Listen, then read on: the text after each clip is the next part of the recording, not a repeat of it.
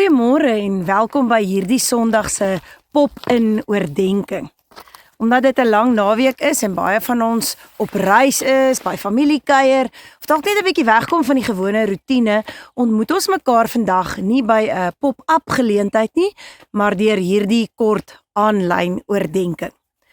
Ons gebed is dat hierdie paar minute vir jou 'n oomblik van rus, bemoediging en 'n nuwe perspektief sal gee waar jy ook al vandag is.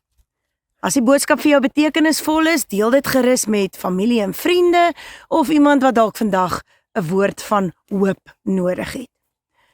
Kom ons luister saam na wat die Here vir ons wil sê uit Johannes 21 onder die tema: dit is nie jou saak nie.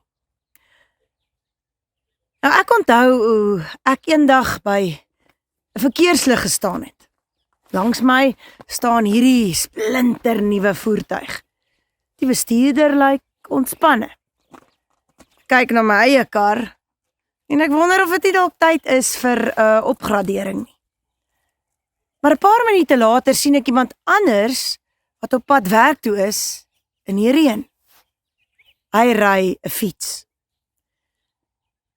En skielik besef ek hoe vreemd ons mense is. Ons kyk byna nooit na wat ons het nie. Ons kyk altyd na wat iemand anders het. Iemand anders se werk, iemand anders se salaris, iemand anders se huwelik of se kinders of se geleenthede. En deesdae maak sosiale media dit eintlik nog moeiliker. Ons sien almal se hoogtepunte en hulle foto's en ons begin eintlik ons eie lewens daarmee vergelyk. Ons kyk gedurig oor ons skouer. Agterdogtig, vergelykend, soms selfs jaloers. Ek wil weet of iemand anders dalk kry wat ek verdien, wat ek dink eintlik aan my moet behoort. As 'n mens na die evangelie van Johannes kyk in daai laaste hoofstuk van die evangelie, Johannes 21, is dit presies wat daar gebeur. Jesus het nou net vir Petrus herstel nadat hy vir Jesus verloon het. Hy herstel hom in 'n nuwe opdrag, in 'n nuwe amp. Hy gee vir hom 'n nuwe roeping en hy sê vir hom: pas my skape op.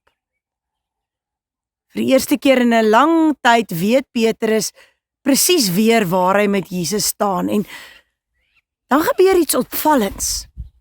Johannes vertel, Petrus het omgedraai. Petrus kyk oor sy skouer. Hy sien Johannes en onmiddellik vra hy: Here, maar wat van hom?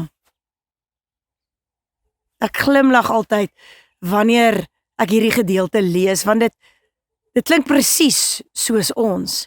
Here, maar wat van haar? Wat van hulle? Hoekom werk dit vir hom uit? Hoekom kry hulle daardie geleentheid? Hoekom lyk hulle lewe makliker? Hoekom is hulle kinders so suksesvol? Hoekom lyk dit asof alles vir hulle uitwerk? Dis merkwaardig. Die oomblik toe Petrus oor sy skouer kyk, verloor hy fokus op die een wat voor hom staan. Hy kyk weg van Jesus af. En hy begin kyk na Johannes. En dan antwoord Jesus met daardie skerp, maar bevrydende woorde. As ek wil hê dat hy in die lewe moet bly totdat ek weer kom, is dit nie jou saak nie. Volg jy my. Met ander woorde, Petrus, hou jou oë op my. Ek is besig met Johannes. Ek is ook besig met jou. Jy hoef nie sy pad te verstaan om joune te loop nie. En dalk is dit presies wat sommige van ons hierdie lang naweek moet hoor.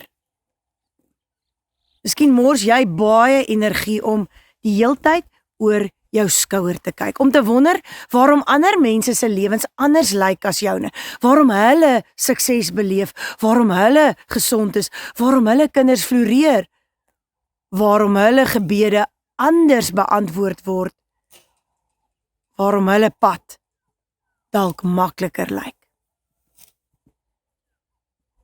En intussen mis jy die uitnodiging wat Jesus aan jou gee. Volg my. Nie hulle nie, nie hulle storie nie, nie hulle roeping nie, nie hulle pad nie. Volg my. Want jy kan nie vorentoe loop terwyl jy die heeltyd oor jou skouer kyk nie. Jy gaan uiteindelik struikel. Dis hoekom Jesus Petrus terugroep. Terug na sy eie roeping, sy eie pad, terug na sy eie verhouding met Jesus. En daar's iets ongeloofliks bevrydends daarin. Ek hoef nie alles te verstaan nie. Ek hoef nie almal se lewens te vergelyk nie. Ek hoef nie God se plan vir ander mense uit te werk nie. Ek hoef net vandag gehoorsaam te wees aan dit wat hy voor my neerlê. Ek hoef net my skouer aan die wiel te sit en saam met Jesus vorentoe te beweeg. Want die waarheid is, ek het reeds genoeg op my eie skouers. Ek hoef nie ook ander mense se stories op my skouers te dra nie. Ek het genoeg om te doen met my eie navolging van Jesus. En wanneer ek weer in die versoeking kom om so oor my skouer te kyk, dan hoor ek Jesus se stem. Dis nie jou saak nie. Volg jy my. Kom ons bid saam.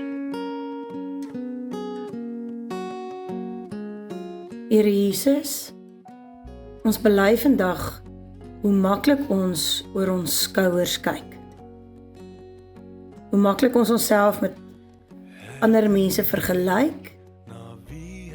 Hoe maklik ons wonder waarom ander mense se paaie anders lyk as ons eie.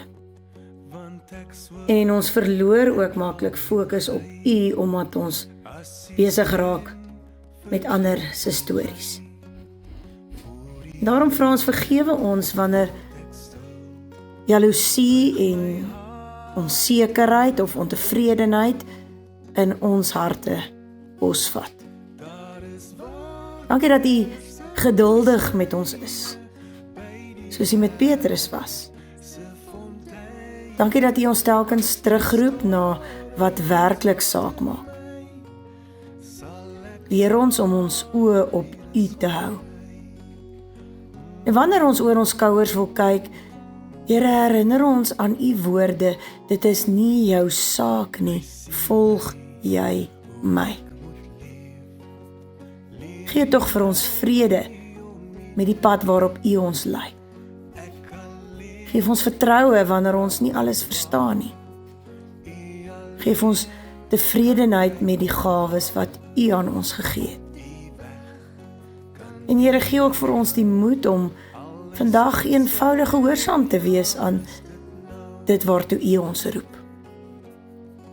Seën elkeen wat hierdie naweek dalk op reis is, beskerm mense op die paaie, bewaar ons families en help ons om waar ons ook al is, bewus te bly van U teenwoordigheid. Want U ken ons name, U ken ons stories en U weet presies waarheen U ons lei. Ons bid dit in die naam van Jesus Christus. Amen.